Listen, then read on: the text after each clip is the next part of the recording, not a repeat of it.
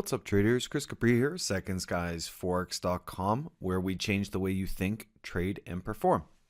The trade I want to focus on in today's video is this euro-dollar trade. And so just to kind of get into the details, you can see I'm long from 21.71. Here's the current price. My stop loss was at 21.42, so a 29 pip stop. And my target is 24.50. What I would like to do in today's video is talk about the price action context. Then I want to talk about my trading location, how I entered the market, how I chose my stop loss and take profit, and why. And so again, just to recap, entry 21.71, stop loss 21.42, and take profit at 24.50. So let's get into this trade a little more. Okay, so what we're going to start with is kind of a top-down analysis. We're going to start with the daily time frame, and then we're going to kind of go down from there. Now, my particular approach to trading is I have a very specific framework for how I spot trade setups, which strategies I choose, what are my trading locations, stop loss, take profit. It's a very specific framework that we're very clear about, and that's what we teach our members. And so I'm going to share some of this framework with you. So the first thing I like to do is establish the price action context, and I do this through a couple different pillars, but I'm going to talk about the overall structure today, the trend that the market is in, where I see key support and resistance levels, what I see going on in the market.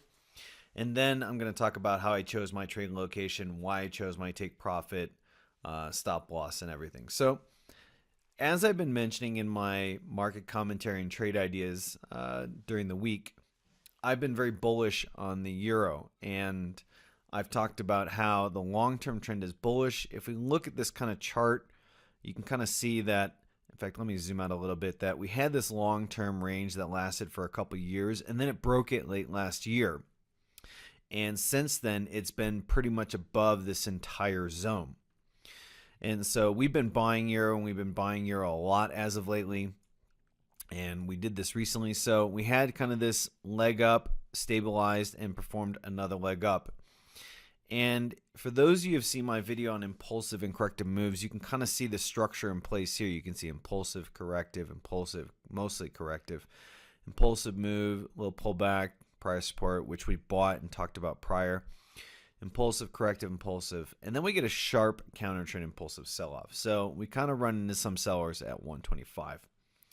The market finds a little bit of a base right about here at 122, and it goes exactly to the prior highs, makes a little bit of a false break, and then that's it. Now, when that happened, this basically told me that, okay, we've rejected twice here, and we found support. I don't think the bull trend's over, so I want to be buying on pullbacks or on a break of the range.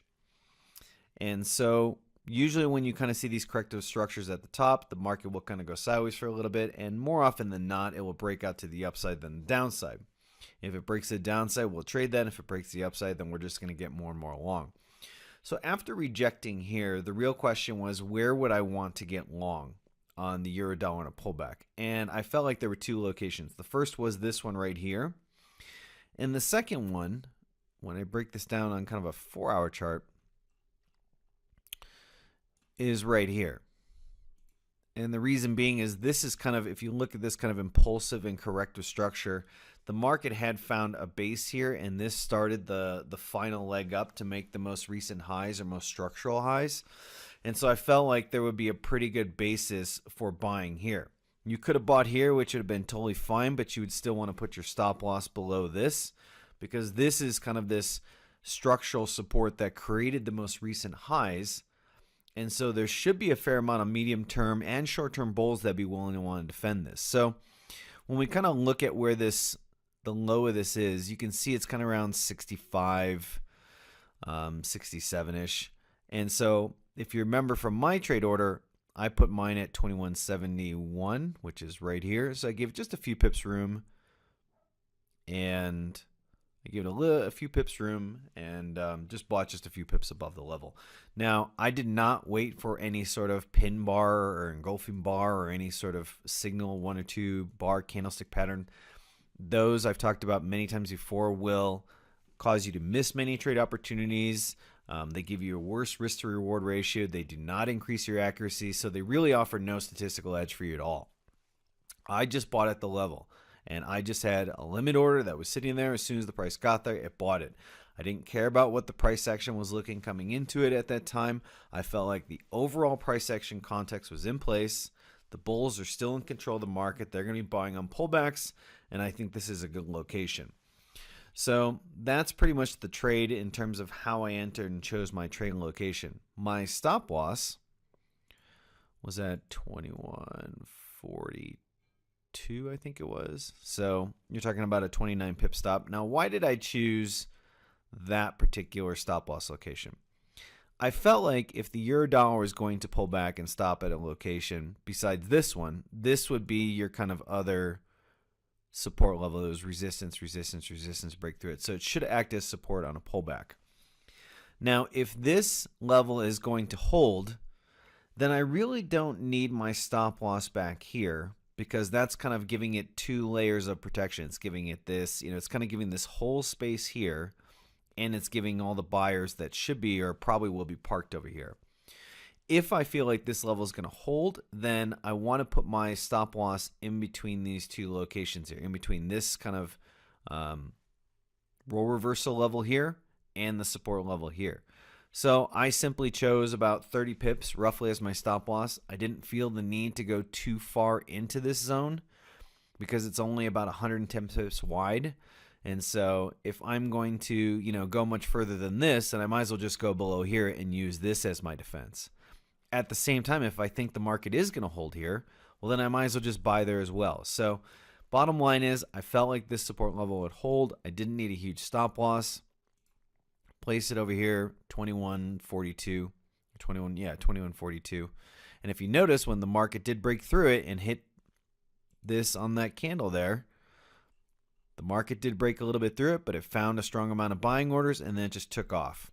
And you'll see that there was no pin bar on the daily, there's no pin bar on the 4 hour, there's no pin bar on the 1 hour. So when you look at this whole thing, you realize that candlestick patterns would have completely missed this trade, a perfectly good trade at a perfectly good trade location, and you would have just completely missed it all, and you'd be not profiting 160 or 170 pips right now, which I'm sure you could use right now. So that's my stop loss, that's my entry. In terms of my take profit, since we're in kind of a long-term or a medium-term corrective structure, which is pretty well defined, I feel like the market is most likely going to go to the other end of the structure, and it could find some sellers there and oscillate back here for a little bit, or it could break through. But I feel like I should be targeting the other end of this structure. So I put my target just a few pips below this, about 24.50. I'm totally open to holding it till 25 or maybe even the top of this. But I feel like the closer you get to here, and especially 125 being a big round number, the greater the chance that some sellers will come in and reject it just a little bit early. So just a little bit below it, capture as much profit as I think I can within a reasonable amount of accuracy. And so that's it. That's how I chose my entry. That's how I chose my stop loss, my take profit. You've seen the price action context, which I've explained in terms of why I'm doing this. So that pretty much explains my euro-dollar trade. I hope you enjoyed this video. If you did, make sure to give it a thumbs up along with share with others. And that's pretty much it. I hope you are profiting from all these good trade setups lately, and I hope to be working with you soon.